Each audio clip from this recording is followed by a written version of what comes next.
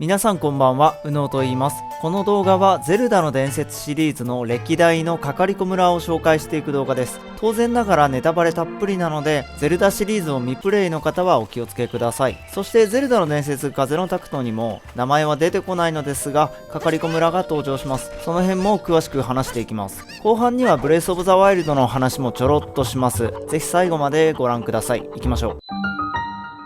時のオカリナ。時のオカリナは後の 3D ゼルダシリーズの土台になっただけでなく、ストーリー的にもエンディングで3つの世界線に分かれるとても大事な作品です。その内容についてはまた別の動画で解説することになると思います。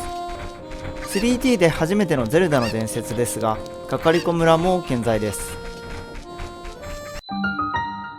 風のタクト。風のタクトは広大な海の上を船で移動し、島々を巡る旅するゲームです。このゲームにはカカリコ村という名前ではないのですが、この下にカカリコ村が沈んでいるんだろうなと思える場所があります。それがゲームを始めて最初に訪れる村、タウラ島です。時のオカリナでは誠のメガネというアイテムが登場し、それはカカリコ村の井戸の底で手に入ります。誠のメガネは拡大鏡とシーカー族のシンボルマークを合わせたような見た目をしていて、このアイテムはリンクの裸眼では見えない穴や通路が見えるようになります。対して風のタクトでは勇者のお守りというアイテムが登場します。時のオカリナの誠のメガネを2つ横並びにくっつけたような見た目をしています。そして効果は普段見えない敵の体力が見えるようになります。風のタクトは後に Wii U で HD 版が出ましたが、もともとは任天堂のゲーム機ゲームキューブで発売されたものでして、勇者のお守りの入手場所が HD 版ではなぜか全然違う場所に変更されてしまったんですが、ゲームキューブ版ではタウラ島の学校の先生マリー先生に幸せのペンダントというアイテムをたくさん渡すことでもらえます。マリー先生の着ている服にはなんとシーカー族のシンボルらしきポイントが入っています。カカリコ村といえばシーカー族の村、他の村人は分かりませんが、マリー先生はシーカー族の末裔なのかもしれませんね。時のオカリナのカカリコ村との他の共通点として、爆弾屋がある、風車がある、作曲家が眠っているお墓があり、そのお墓から歌を覚える。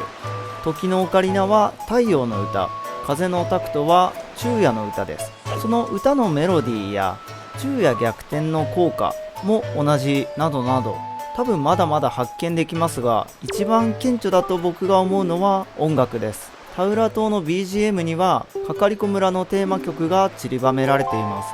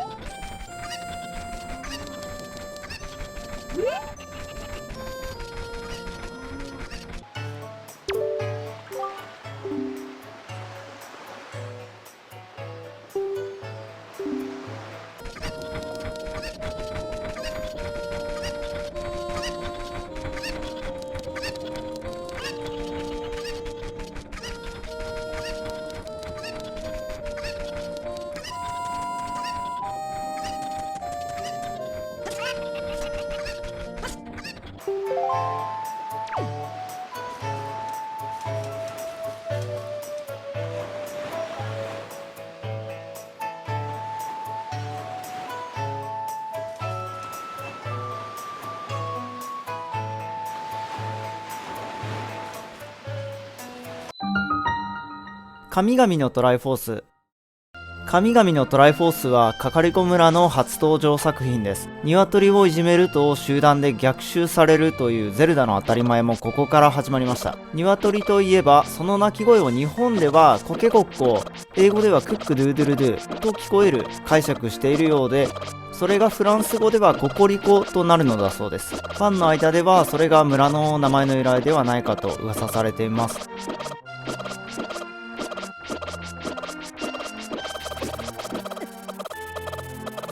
そして神々のトライフォースはマスターソードも初めて登場した作品です。今では当たり前の青い色も、神々のトライフォースではまだ設定が固まっていなかったのか金色っぽい装飾でした。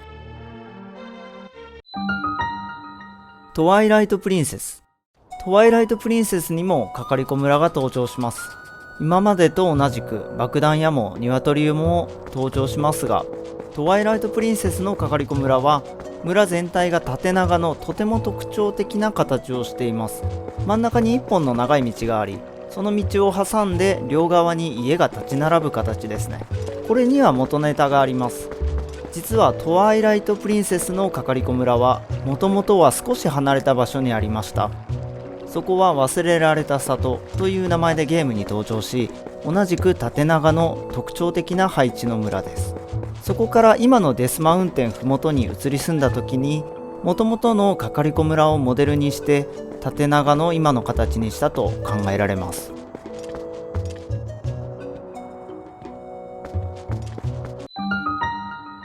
神々のトライフォース2。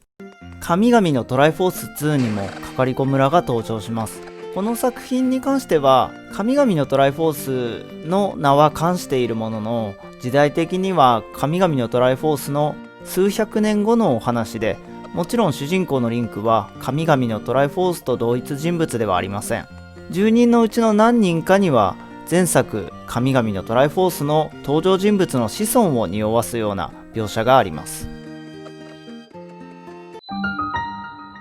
ブレス・オブ・ザ・ワイルド。シリーズ最新作ブレス・オブ・ザ・ワイルドにもカカリコ村が登場します。ゼルダの当たり前を見直すをコンセプトに制作された今作では、カカリコ村のデザインも一新されています。このゲームが出るずっと前から、特に海外のファンからシーカー族のモデルは忍者だと言われてきました。そこにもろに寄せてきたのか、このゲームのカカリコ村は和風テイストたっぷりで、日本人の僕らから見ても周りの景色含め日本昔話のようなザ・昔の日本といった感じの装いです。そして一部のシーカー族から派生したハイラル王国と敵対し、ガノンを崇拝する集団イーガダン、その幹部は刀を持ち侍の姿そのまま。さらにイーガダンのリーダーはコウガという、